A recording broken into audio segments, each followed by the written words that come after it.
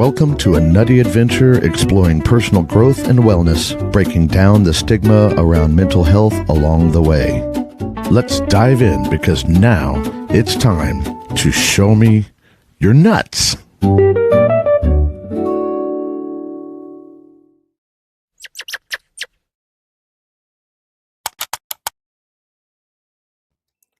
Good morning, everybody. It's Thursday. Who's got their coffee ready? I had to go cold coffee today because I was hot this morning. Who knew it could be so warm in February in Kansas City? But it is. I think Mother Nature's just jacking with us because I think she's bringing snow this weekend. So welcome to one of my favorite days of the week is Thursday for lots of reasons. Number one, I have coffee in the morning and then I have you guys on the show. So today is the first day of our second series of our second season. It's in the second month, and we're going to start talking about foundations. So our first 6-week series, if you hadn't been watching, go back and watch it. Show me your nuts.online. Go back and watch. Because there's good stuff. We went through a variety of things, all about the ideas of awakenings to how you wake up at 2 a.m. with anxiety, awakenings to what Techxiety is, how technology can cause us anxiety and other feels. We talked about Aunt Ruth met AI. That was probably my favorite episode in the first series. And Sang's in the house and she's like, did you say, yeah, I said the 4-letter word. And yeah, we're supposed to have snow this weekend, I think. That's what I heard. So I don't know. Yeah, I think we'll probably get at least one more before it's over with. That's how Casey kind of rolls. Mother Nature brings in this fake spring business and then comes back and goes, see, haha, I told you. So she messes with us. She just messes with us. So she's like, I'm not awake yet. Nope, sorry, we're not going to wake up for spring yet. So speaking of awakenings. So we talked about lots of awakenings. Aunt Ruth met AI and was kind of waking up to the idea of using AI. We last week that amazing episode with Lori, and she and I both talked about our awakenings after we put our different mental wellness challenges. Mine, I say I put into remission. She says she got rid of her depression. And that's some big awakening right there. Is how do you live your life daily without something so huge like depression or anxiety when you've lived with it for so long? The jury's still for me, the jury's still out on that because there's still times where I'm like, wait a minute, I don't have anxiety anymore. And when I say I don't have anxiety anymore, let me clear that up. It doesn't mean I don't get anxious about things. It means I don't live with that constant poke, anxiety all the time that generalized anxiety disorder brings. Or that a clinical version of anxiety. And so when I say clinical version of anxiety, what I define that a little bit, that means inordinate, excess, inappropriate, or extra anxiety. Because as humans, we all have feels. We're all supposed to have feels. That's why we're here. We brought ourselves here to have these feels. And so when you have feels, when you're angry, you have an outburst of anger, that doesn't mean that something's wrong with you. It means you're pissed. Now, if you're extraordinary words, it's Thursday morning. Words don't always happen on Thursdays, apparently. When you have excess, inordinate, excessive or inappropriate, when you have inappropriate or unfounded anger, anxiety, depression, feels, anything that is excess or inappropriate. In other words, it doesn't fit the situation. That's when you lean toward either a clinical version of something, or just it could even be your body, your whole body's GPS going, "Hello, something's up. Look at me. I'm here. Look at me. This is something you need to think about. This is something you might want to change." And so those things in and of themselves are awakenings. When you start paying attention to your body, the literal physical feelings you have in your body, where is that feeling? When you feel anger, is it in your chest and like an elephant sitting on it? Is it in your head and you feel like your head's pounding? Is it your hair standing straight up on your arms and you feeling hot and edgy? When you start paying attention to those feels, that is, and then you can start acting to them and dealing with them in a different way. That's your body being your own GPS. We actually are the best GPS system we have. We just don't know it. We're not taught um, that if we listen to ourselves, our own body, our own reactions to things can tell us a lot about what's going on, and then help us figure out point in which direction to do something about it, like GPS does. It's like, "Okay, you're at streets X and Y, you need to turn left, then go down 2 blocks, turn right, go up the hill, go around the roundabout and, take the second right and go on past the Eiffel Tower and you're there," right? Our bodies have a GPS in how we interact with this world. And so the awakenings of those things are also important. And when you start realizing that your body is a GPS. So this next 6 weeks, we're going to dive deep and take things a little on the kind of the next step, which is foundations. It's what are the foundations of once you realize, hey, this GPS has told me something and it told me that excuse me, it told me that I need or want to go somewhere else. Then the foundations are figuring out, how do you make that plan to do the next thing? What are the things you need to do to build the foundations? And as we do here on Show Me Your Nuts, we talk about the intersections of mental wellness, technology, and life, and spirituality even. So we kind of bring those intersections together to and so each week we kind of focus sometimes on a little bit more of one thing than another. And today we're at the intersections of tech and mental wellness. We're looking at the foundations, and we're looking at digital overwhelm.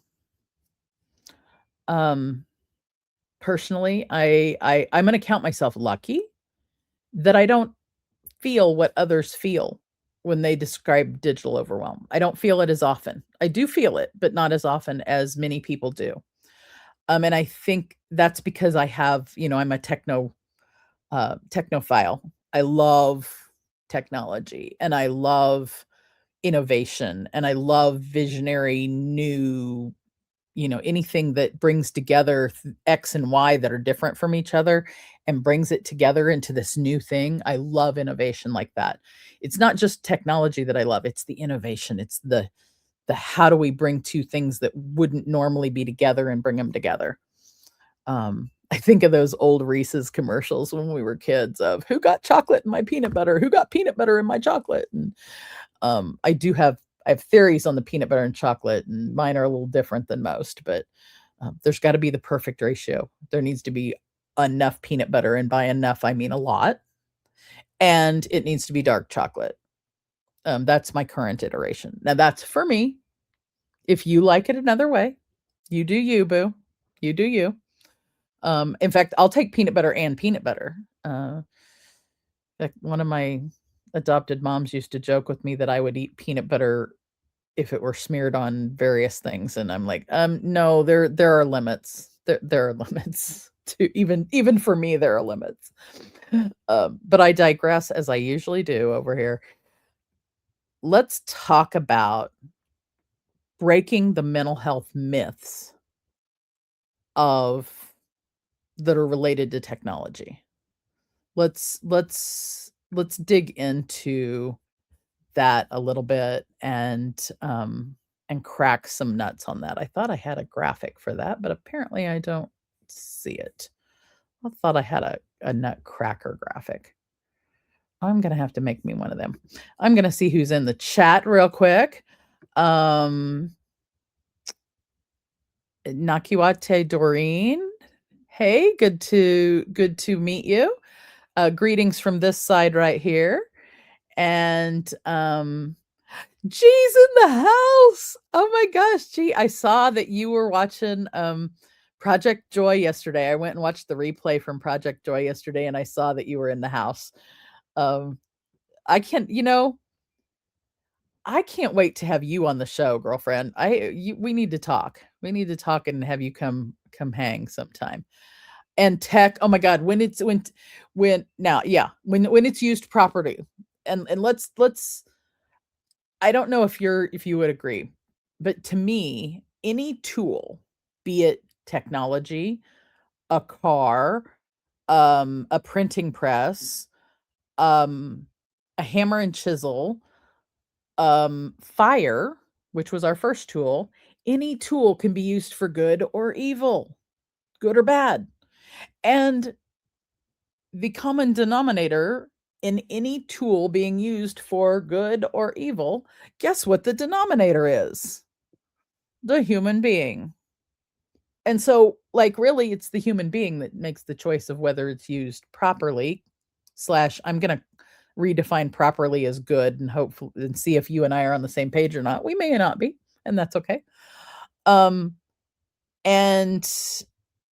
say that evil is like used improperly. And yes, I am glad. You know what? I am so happy that your schedule is nutty, because a nutty schedule means you're out there having fun, because you wouldn't do it if it's not fun. If it's on your calendar, it's going to be fun. I'm sure of that. And mic drop, G and Stacy are on the same page. That happens frequently. Like we share part of a brain or something, or we're energetically connected, as humans should be. Let's look at some myths on mental wellness and technology. A little bit deeper in that one. So the myth I want to crack is this one. So in the chat, you guys tell me. Here's the myth, and then I want you to just react to the myth and tell me what you think. The myth is, if tech stresses you out, you just need more discipline, or you just need to get rid of it. If tech stresses you out, you just need more discipline, or you need to get rid of the tech.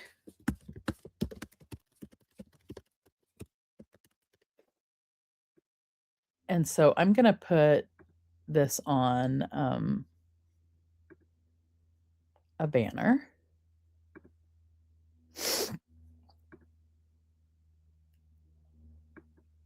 And I'm going to show that for 20 seconds and see what you guys get.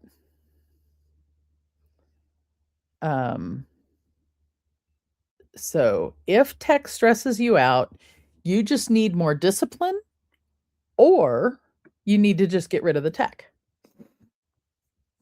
Tell me what y'all think, because I have some ideas of what I think, but I want to hear from you. If tech stresses you out, you just need more discipline, or you need to get rid of the technology. Because I don't think so. To me, that is a myth. It's like a big old walnut that needs cracked. I don't know if it's an English walnut or a black walnut. I'm not sure. If tech stress, okay, so here comes G with her answer. If tech stresses you out, I believe we need to discover the why. Getting rid of it isn't a solution, and more discipline is vague. Woohoo! Look at her with the drop. Yes, we need to discover the why. The myth is that it's the tech that's stressing you out. One of the part of the myth is that. And getting rid of it isn't a solution because that actually might make things worse. And the word more discipline is definitely vague. It's vague and I think it's value laden. It's blaming. It's not helpful when you do that kind of thing. It's not helpful to say you just need more discipline. To me, that's it's value laden and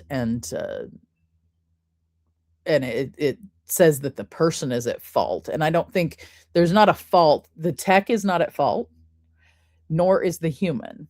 So like you just need more discipline. That's not helpful. It's calling fault to the human, and that's not right. But the listening to your GPS and figuring out the why, right? Figuring out the why do you feel stressed out? And it could even be that you're using the wrong tech. It could be as simple as that. I'll call it simple, but that's for me. It could be that may not be simple for other people.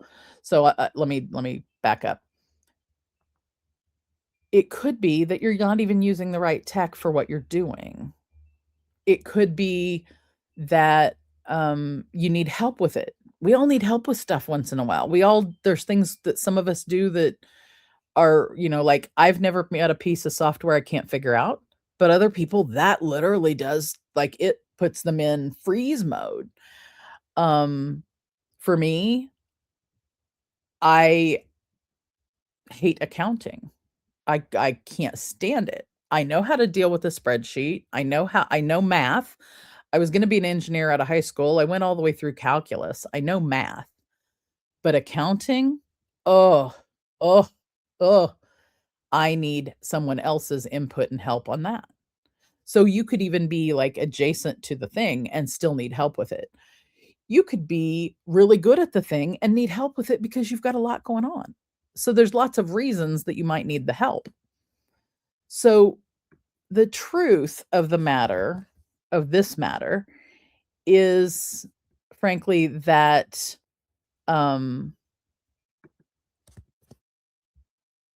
your nervous system, not your willpower, excuse me, your nervous system, not your willpower, is overloaded by digital noise. And the boundaries are what you need because boundaries build balance. So even for those of us who are technophiles and love, love, love, love the tech, we still occasionally have overload of either digital noise or some kind of noise, and we need to build a boundary. And actually, one thing I know of Miss G, who's in the audience, she builds very purposeful boundaries on when she's on and when she's off. And I do too. We have different plans. We bought different plans. We were in different lines in the build your boundary workshop, and she bought one package and I bought another. And you get the package that works for you, right? Your nervous system, whether it's technology and there's digital noise, or whether it's people and there's energetic peopling noise, whether it's work and it's task noise, whether it's television being on, kids being around you, any number of things that your nervous system gets overloaded with. And it's not your willpower. It's not your discipline. It's not you're not good enough or you're not doing the right thing.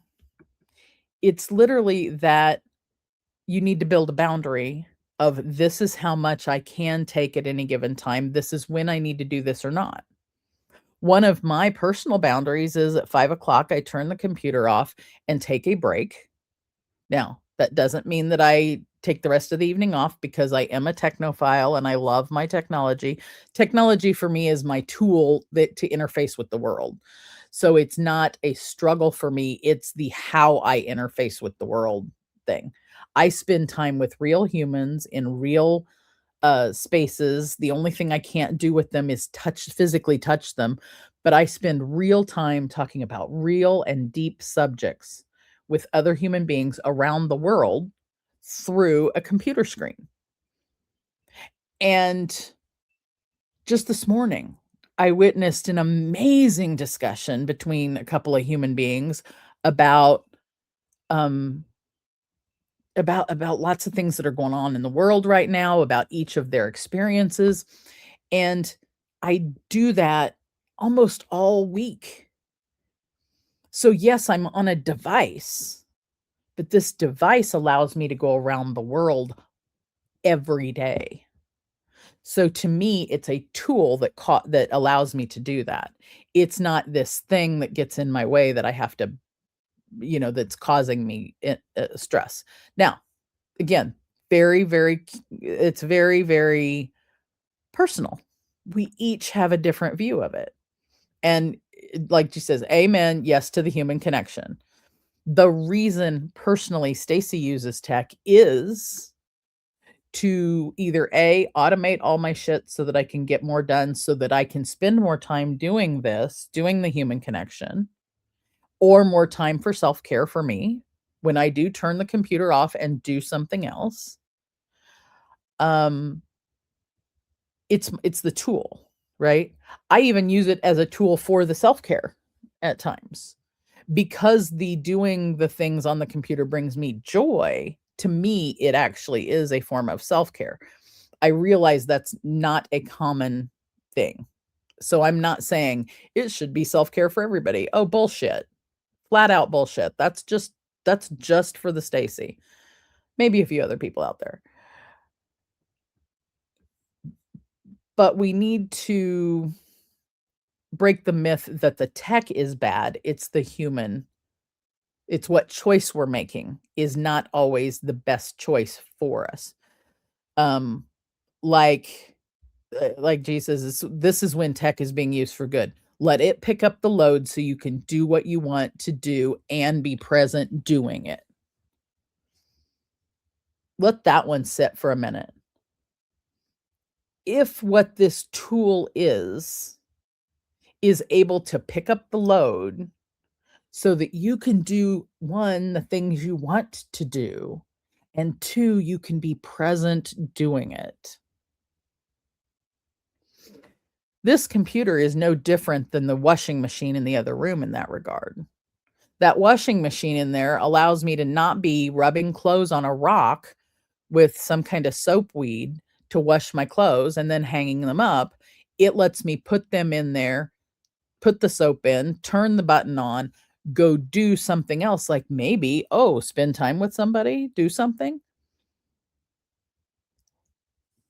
Fire allows us to cook meals so that we're not eating raw food. Everything is a tool. Ollie, is good to see you this morning. Speaking of Project Joy's own, pardon my French, co-host, you guys, if you have not seen Project Joy, Monday, Wednesday, Friday, triple shot of joy every week. And Ollie is now a co-host there and has an amazing segment called Pardon My French. And Ollie, please take care of yourself. If you're feeling overwhelmed and emotionally drained, please spend time and take care of yourself. That's everybody in the audience, just send some positive energies from yourself. Send our friend Ollie some positive energies, because we all need those once in a while, and today he needs those. So they need those. So let's do that. Your nervous system When it is overloaded by anything, technology, a tool, the world, put boundaries around it. Take a break. Even if you're in the middle of doing something that you absolutely have to do, take a break. There's nothing more important than your self-care and balance. And in order to build balance, we need boundaries. And so that is one foundation that I want everybody to think about and know this morning.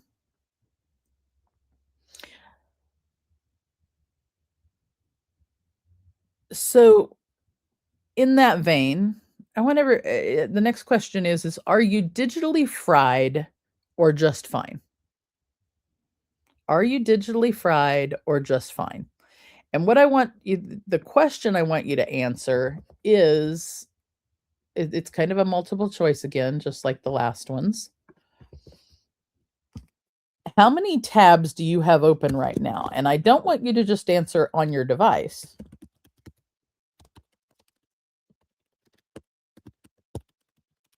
I want you to answer how many tabs do you have open right now, not only on a device, but how many tabs do you have open right now in here? Because the tabs you have open in the device, you can shut the lid down on that. That's funny when I did that, what it did with the camera. You can turn the laptop off. You can turn the phone off and turn those tabs off and walk away from them. It's harder to turn this one off and walk away and turn those tabs off and put a boundary on that stressor. But both of them are tools. Both of them have lots of tabs open. And when the music plays, you don't always know where it's coming from, whether it's in the device or when the extra music plays in here. It could be a song getting stuck in your head.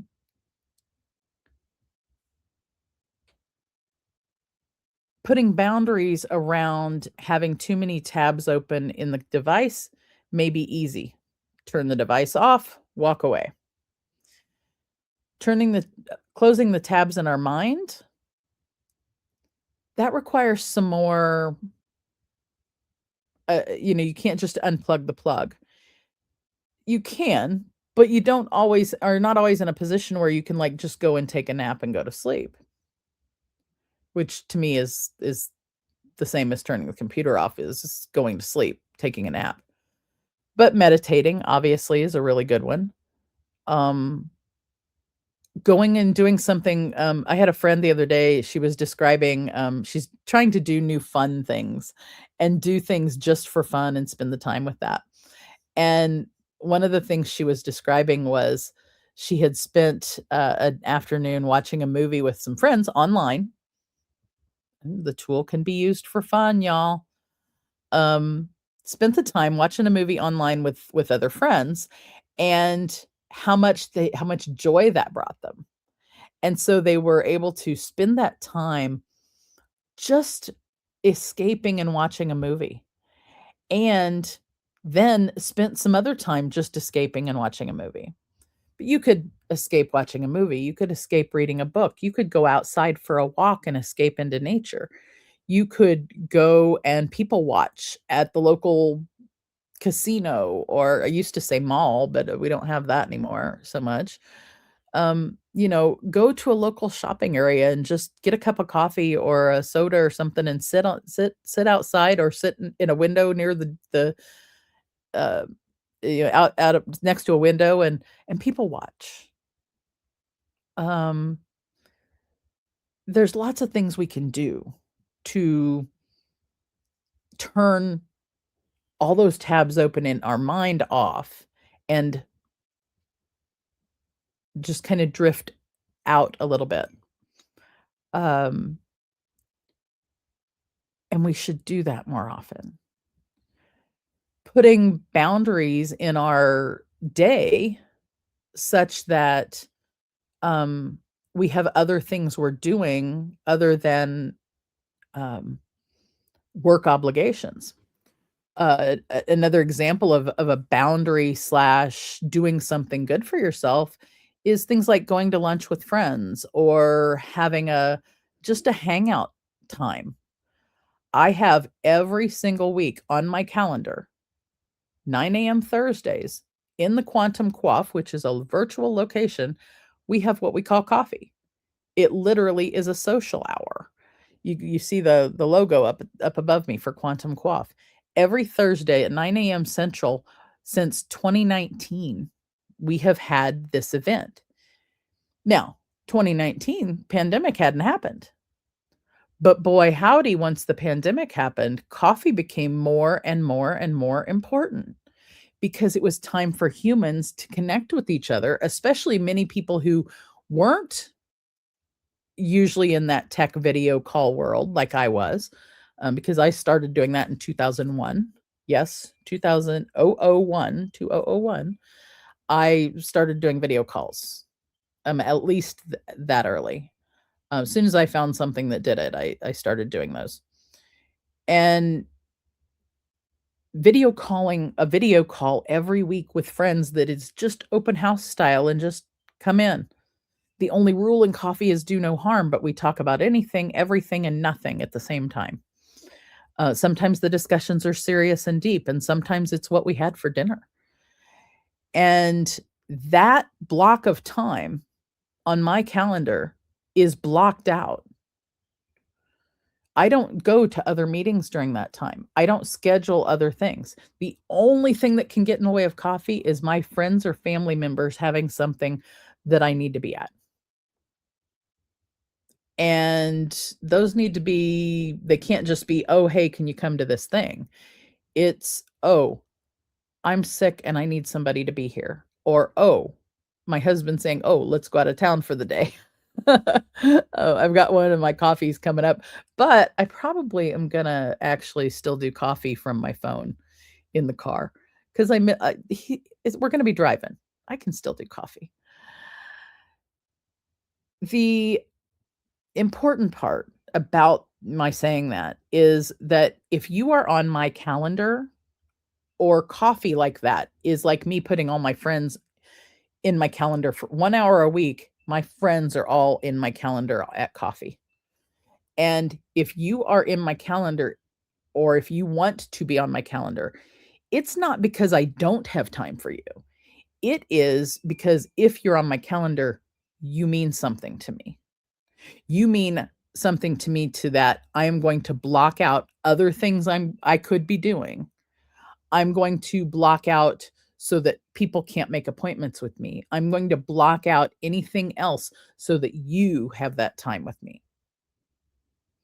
Asking you to put a time on my calendar doesn't mean I am so busy that I can't make time for you. It means I am making time for you and I want that time to be for you and not for something else. And I think all the way around, we kinda need to talk about how important that is to each other. So, is having time with each other. And I'm gonna go back to what G said about human connection, right? Um, and the other thing that I have technology do, like I said, have it pick up the load so you can do what you want and be present. Have the washing machine do the laundry so that you can spend time with people. Have your business automation system send automated emails out that you're going to send out anyway to lots of people. So you're not stressing on that. Have it do social media posts for you so you're not stressing on those and you can spend your week doing what you want to doing what or need you need or want to do. Um, so Ollie says there's 17 tabs in his brain. Okay. 17's not too bad. I usually have at least 47 at once, something like that, 47 or 57. And here we go. The party started. It is a party now. Lori's in the house. Goodbye, Good Girl Project. Hey, Lori. If you guys didn't see my show last week with Lori, go watch the replay. It was great. She's got 4 tabs right now in the brain and 6 on the computer, and it's being managed. Though that's not too bad. Only 4 in the brain? Phew. Good on you, girl. Good on you. You're pretty good at that kind of balance, though. Hopefully, some of the 4 in the brain and some of the 6 on the computer, it's an overlap, like the brain's doing some work and the computer's doing some work, and so really, like, you only have a total of you have a total of less than 10 altogether. Um, and then Lori says, I don't believe in closing the tabs, but in bringing the distraction, meditation, yes, thinking about something that really pleases you. Yeah, I don't believe in closing the tabs either, girl. I literally could not tell you guys how many tabs I have going in the computer right now because I literally counted one day and I had almost 300. But let me dive down that a little bit more. I had 300 I have and have approximately 2 to 300 tabs going at any given time. However, I use a browser that groups them together so that really I only have like 10 tabs open, but each of those tabs is a project, and within each project there are tabs that are open. And all of those projects are in a workspace, and there are multiple workspaces. And that is so I can leave something where it was when I stop it and leave it there, and it holds my place. It's like putting bookmarks in a book. So it holds my place in one workspace. Like my Monday workspace, I don't need it today. It's Thursday. I don't need the Monday one. But I want the Monday one to be where it was when I left last Monday so that I can jump back in this coming Monday. My Tuesday workspace, my Wednesday workspace, I have certain things I do on certain days. So I have the projects where I left them last so that then I can go straight back to them. So it's an organizational system is why I have 300 tabs open at any given time. I also can search very quickly for something I need from Monday's work or from Wednesday's work or whatever when I need it because those tabs are still open, quote unquote, even though I'm not doing, they're not in front of me where it's overwhelming too much. Because like I said, I don't feel that same kind of overwhelm that other people do. As a matter of fact, I go back and forth between tabs and between programs very, very fluidly, because that's how my brain works, and I go with the flow that my brain has. And I think everyone needs to go with whatever flow they have because um, everybody has a different way to do their flow. To some people, if you've got more than 3 tabs open, that's too much. And so we're back to the GPS that we talked about at the beginning. Chemical Soup TV's in the Twitch house. Welcome, welcome. It's been a bit. I'm glad to see you. Glad to see you. Ollie says 2001 The Nuts Odyssey. Was it on Skype? I think one of the ones I was using was Skype, but I've used so many different video programs, I couldn't even tell you all of them. There's certain ones that are highlighted in my life, like Blab. So 2014, there was a site called blab.im, and it actually, I have friends that I speak with on a weekly basis still, and Blab was open 2014 to 2015 or so. So it's been 10 years ago since we had the platform we were on, and it built an amazing community, and that community still interacts with each other. So we built an incredible community that still talks to each other. And then there's some other communities that I've been involved in that I really, really am comfortable with, though. Crucial for mental health. Yeah. And Cafe du Bain. Am I saying that one right, Ollie? Let me know. I live and move by the calendar. Oh my gosh, G. Yeah. I have my day starts with whatever it is I'm drinking, which sometimes coffee, sometimes iced coffee, get that kind of stuff situated. When I sit down at the computer at first, I look at my calendar. I look at my emails, which I use a program called Canary Mail now, so I call them the Canaries. So I look at the calendar, the Canaries, and then I use a program for my tasks called Ellie Planner. And so I look at the Canaries and the Ellies. And Ellie takes care of all my tasks, and the Canary takes care of filing all my emails. And there's a bunch of automation in each of those so that I don't have to, it takes me no time to get to inbox 0 every day, because that's important to me. But living and dying by and moving by the calendar. And when you put people in your calendar who you care about in appointments, if I send you a calendar and say, hey, book a time on my calendar, it's because I want you on my calendar. I want to spend time with you. And I want to make sure that nobody else takes that time and that I don't inadvertently take that time. I don't want to just spend random time with you. I want to spend I do want to spend random time too. I want to spend purposeful time with individuals. I want to spend random time with my online friends as we go in and out of each other's virtual spaces and say hello. So the world I live in has virtual spaces. You can float in and out of people's rooms and show up and see who's where. And that's an amazing, right?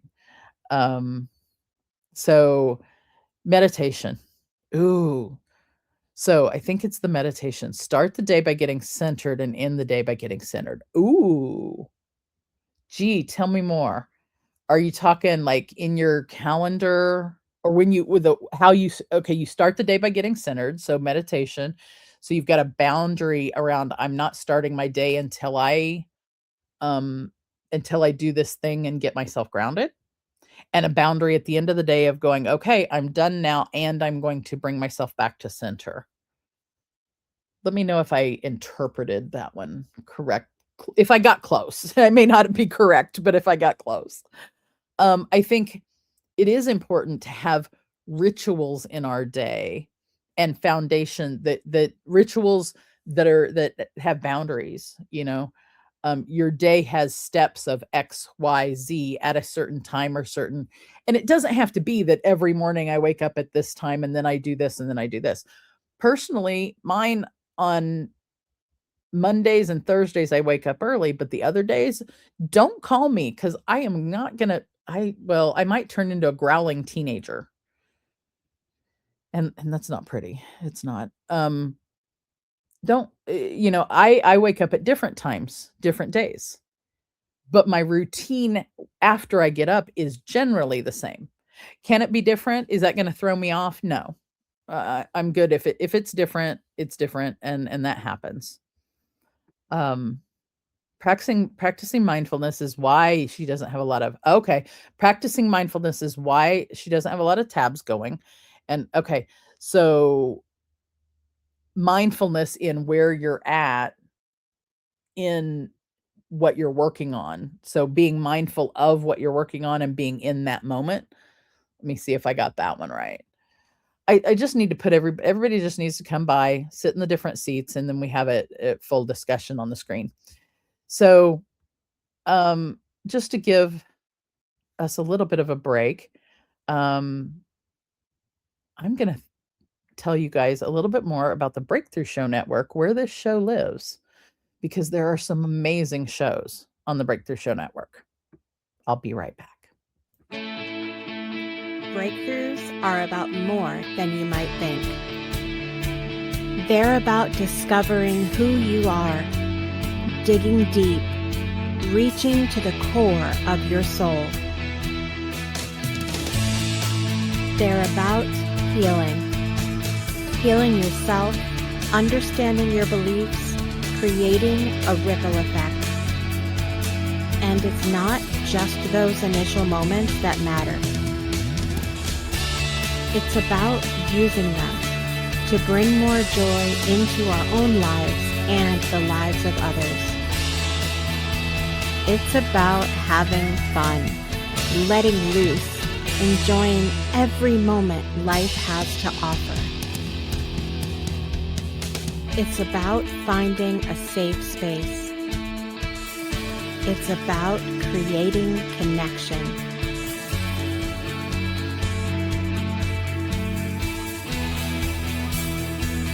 Join us each and every day for exclusive programming, special events, and a community to call home,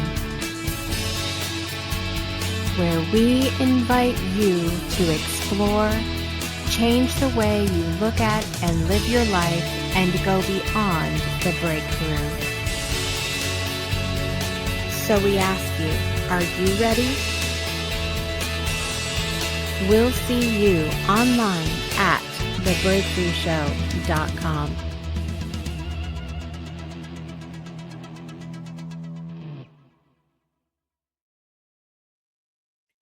You guys take a look at those shows. There's some great ones. Let's talk about some nutty nuggets.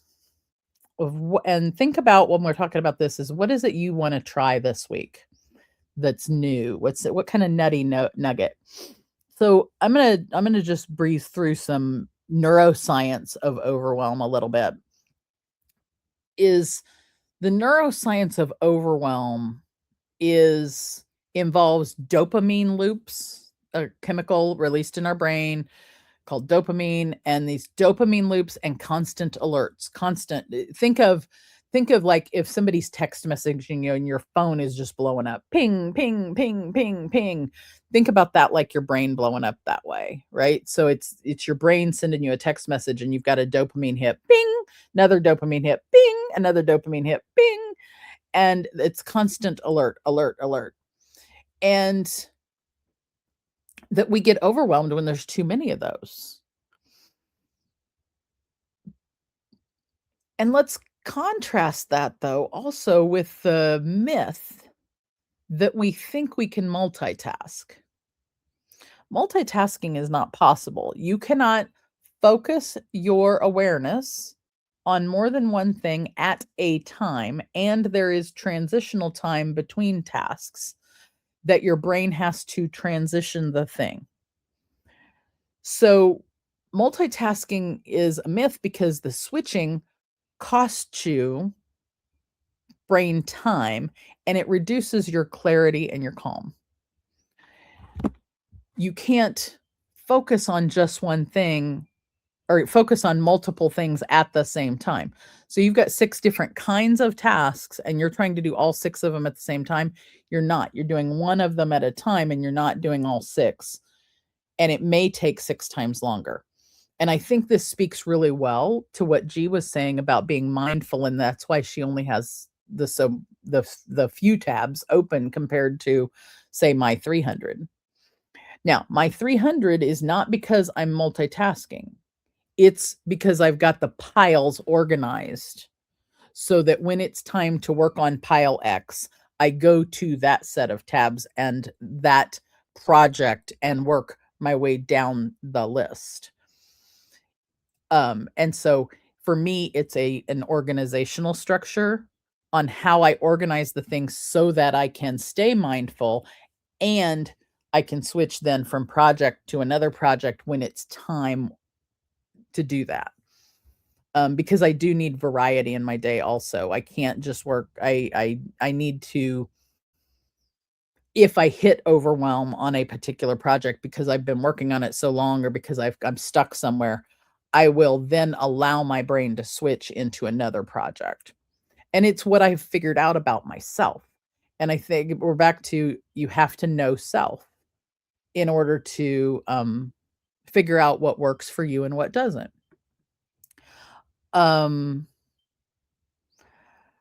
Ollie is also asking for more help expressing voice and needs, seeing a tsunami coming and feeling overwhelmed and freaked out. Ollie, you have hopefully you have lots of us that are friends, and anybody who's in the audience who knows Ollie, please help me well, if you don't know Ollie, you should. Let's send some of the energy from our tabs, especially our tabs up here and our spiritual tabs. Send those to to our dear friend. If anybody in this world knows words and the specificity of words and the power and the energy that words have, it's my friend Ollie. And the world needs more understanding of that. So I'm sending you my energies so that you can feel better, so that we can see more of that light that you shine into the world, and hopefully less less tabs open in your mind and less overwhelm for that. Um, I'm going to define one more thing, and then let's look at some things we can do about those overwhelm things.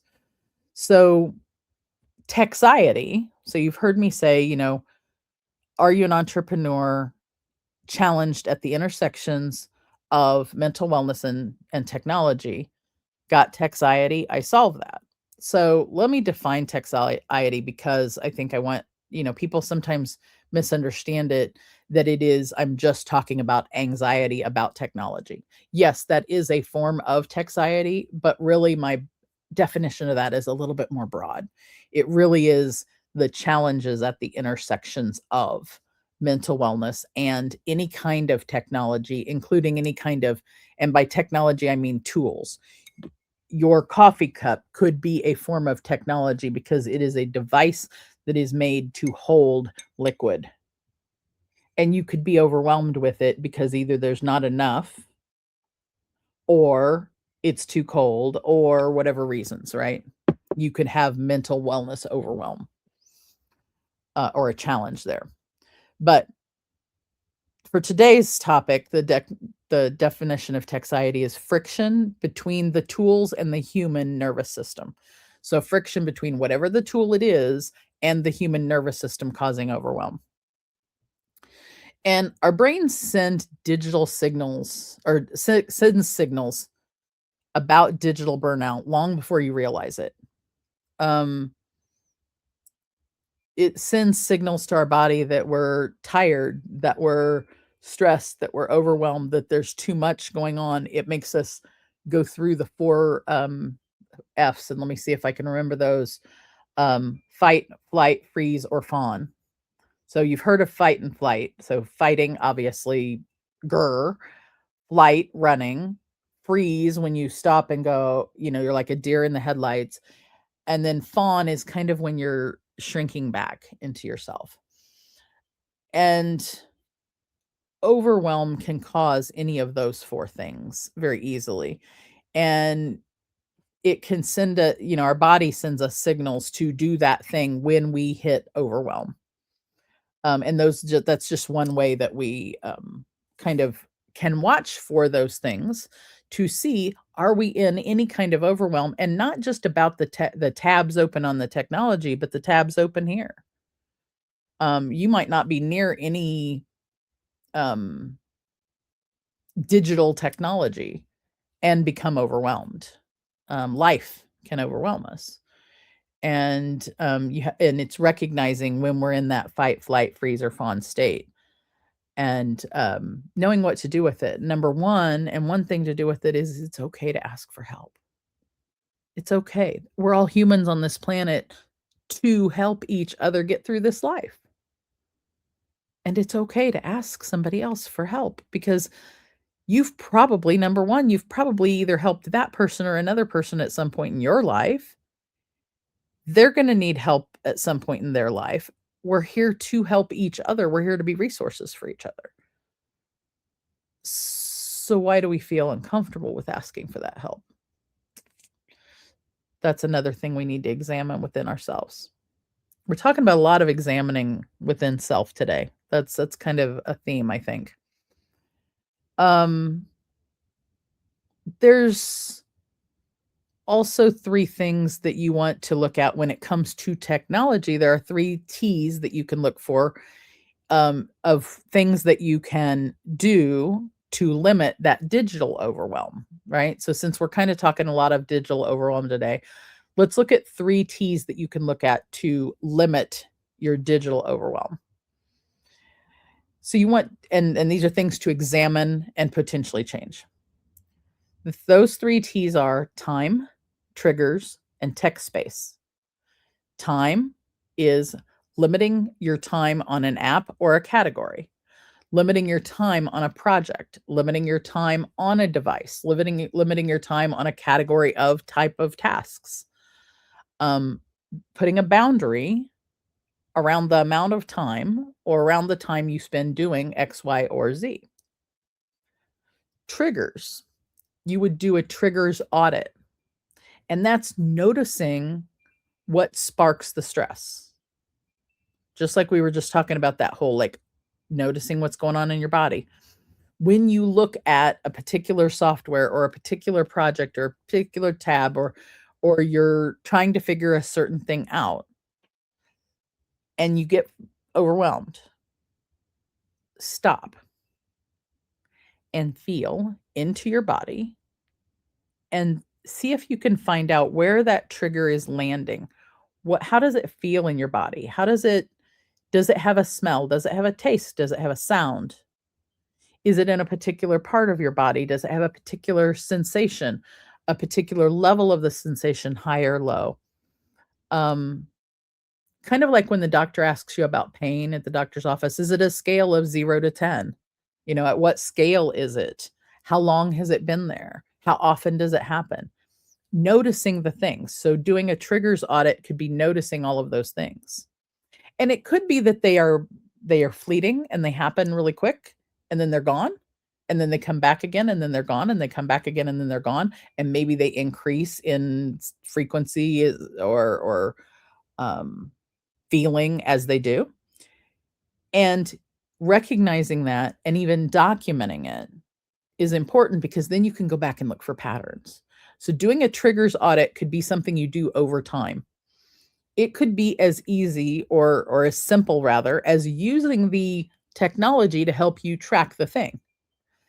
Type it into your own private GPT on your device, or your own GPT, that if you're comfortable using one of the public GPTs, but putting it in a particular folder in your account.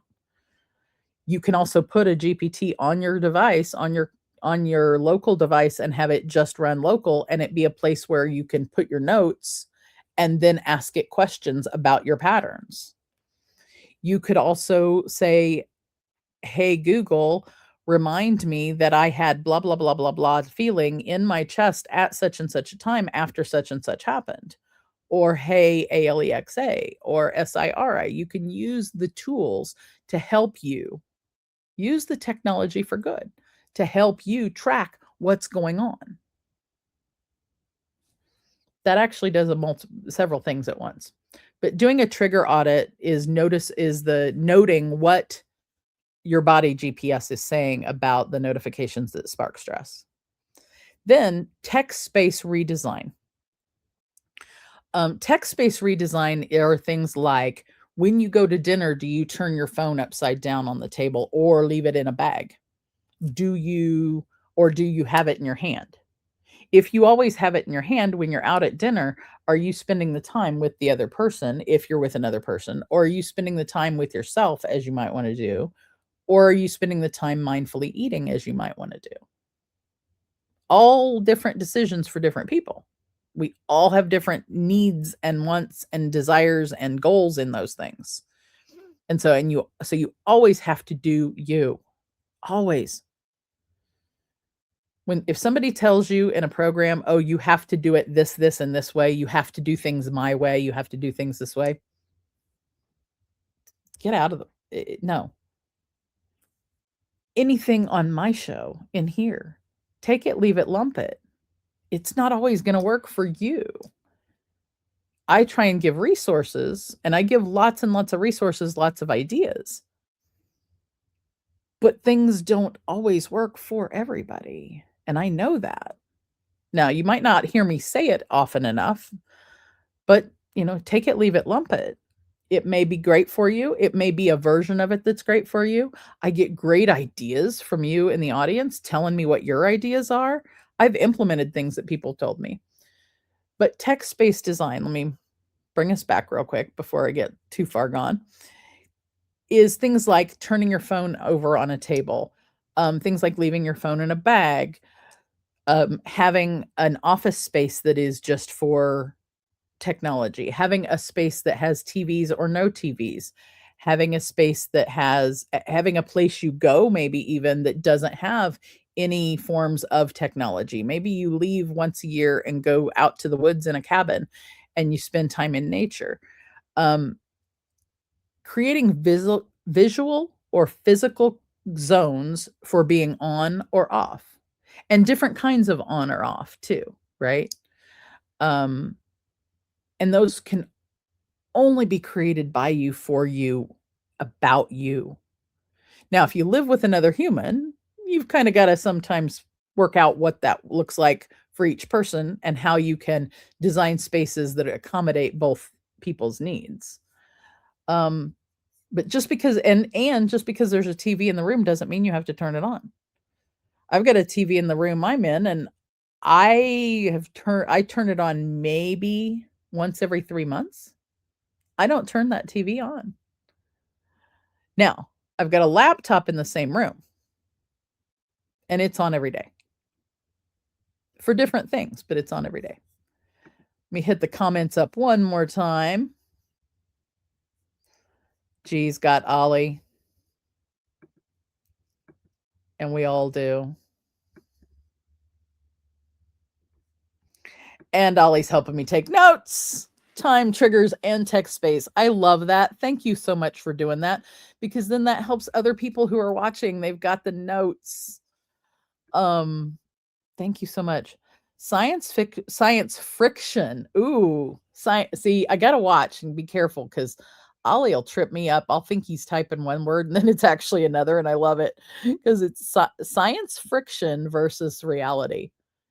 So it's our friction versus our reality, or our friction that is our reality that we need to turn into what we think might be science fiction, but could be our reality. I can go so many ways with that. Techxiety is different when it's said than when it's truly lived. Techxiety is definitely different that way. And getting back into our body and back into the present moment is so important, I think. At any given, for all of us at any time, and each way we do it, getting back into our body. So time, triggers, and text space.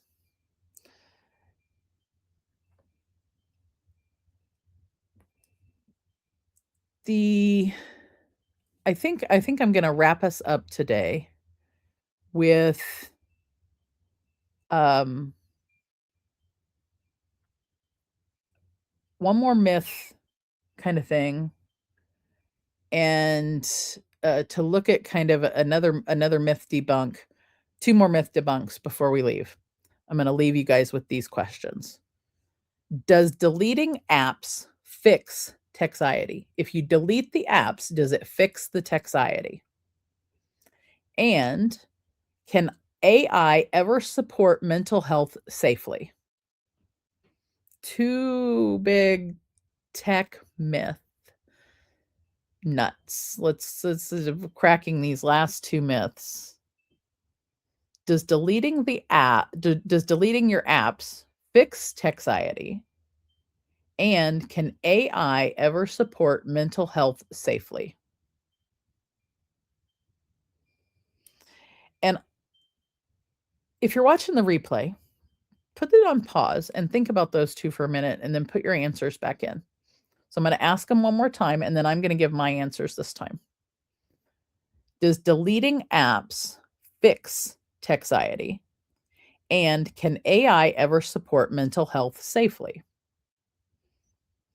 And so my personal, individual, 8.3 billion people on this planet, I'm the only one that gets what's in this brain, and this is where it's coming from. So take it, leave it, lump it. Deleting apps only temporarily does anything for Techxiety. If you delete apps, yes, it may feel relieved, but in actuality, if you've deleted an app, especially if it's something that has been something that is good for you for what you do for your work, or if it's something that keeps you connected to other humans, or if it's something that saves you time and productivity so you can do self-care, or if it's a self-care app, deleting the app can feel like it fixes the Techxiety, the challenge at the intersection of mental wellness and technology. But it's only going to be temporary, because number 1, there's always something else that's coming that causes Techxiety again. So you haven't gotten to the root. Number 2, you haven't always looked at at your GPS to figure out what the route really is. So again, you haven't gotten to the root. So if you just delete the app may not be anything having to do with it. It may be your time, your triggers, or your text space. So it may not, it may be that there's other things you need to examine, other boundaries you need to change, other physical ways of doing things you need to change, physical or visual ways you need to change things. So deleting an app or just getting off of an app isn't always going to fix Techxiety. And in this case, I'll call Techxiety digital tools. The second question of, can AI ever support mental health safely? And I'm going to say an emphatic yes. And that emphatic yes is from the position of being a clinician, a therapist who assigns very specific. No, I partner with my clients with very specific homework that has boundaries and intention around how they're using which type of AI and what they're doing with it that fits for them for their mental wellness, and have had amazing luck. Not with my camera, apparently. Gee, I need your help on the camera, girl. My tool, this tool is causing me some overwhelm because it's moving me around. It's seeing me move my hands and thinking there we go. Maybe it'll move me back up. AI can support mental wellness and mental health safely. Absolutely. Now, can it also be detrimental and negative? Abso-effing-lutely. Any tool, no matter what it is, from AI to a car, to fire, to the washing machine, to the printing press, all of the tools, any tool can be positive or negative. We're back here at the beginning of where we started, G. Any tool can be used for good or evil. The difference is the human and the intention. And I think if you put careful boundaries and intention around what you're using the tool for and what tool you are using, you also, with AI especially, you need to be careful about which tool you use for what, because not all AI is alike. Not all computers are alike. Not all tools are alike. And they all specialize in different things. And each human is different. And what tools work for me may not work for you. The way I use my tools may not work for you. I think a really, really important thing is making sure that we examine individually how we interact with the world and look at how it impacts us. Use our GPS to figure out what it's doing and then figure out what we're going to do with it. I hope we've broken some myths today about how technology is not, it's not just a monster. Digital overwhelm is a real thing. Absolutely. Calming digital overwhelm and why your brain needs boundaries, because it's been hitting it's been text messaging you dopamine all day. When your brain texts you dopamine all day, you need to take a break. Your body can't handle all that. It's too much, no matter what the dopamine's for. And putting boundaries around how much of any activity you do at any given time is vital. It's for balance. We all need self-care. We all need activity. We all need human interaction. We all need the tools that we're using. We can all benefit from using the tools to help us get more done so we can spend more time doing this and taking care of ourselves. At the same time, you don't owe every ping your presence. Now, when I say that, I don't just mean the pings on the device.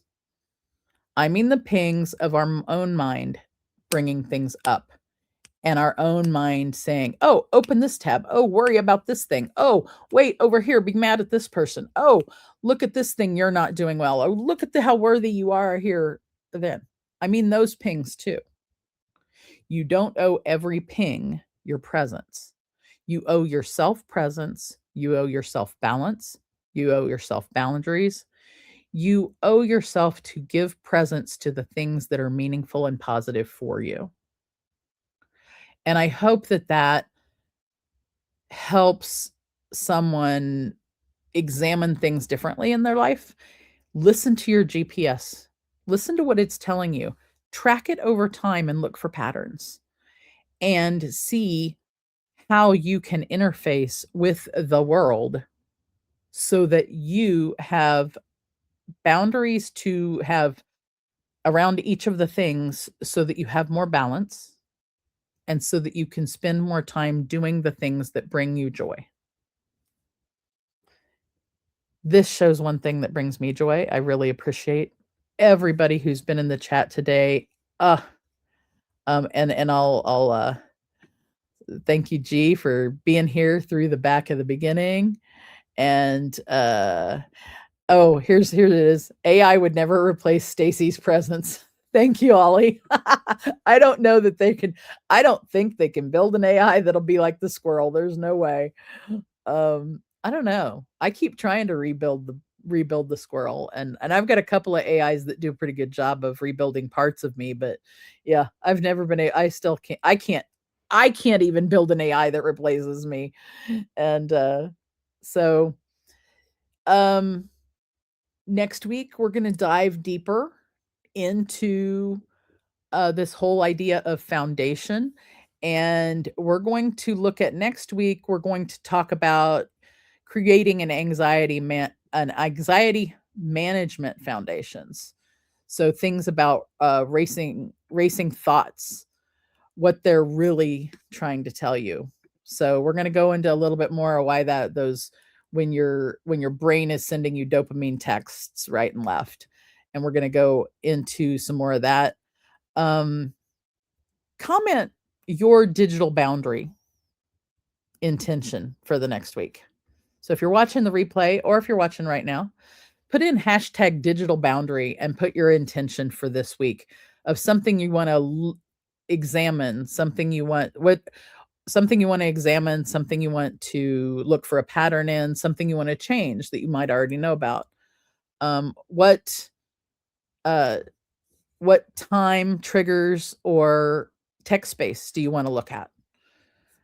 And I'll see you guys all next week for some more Show Me Your Nuts. Have a great week, everybody.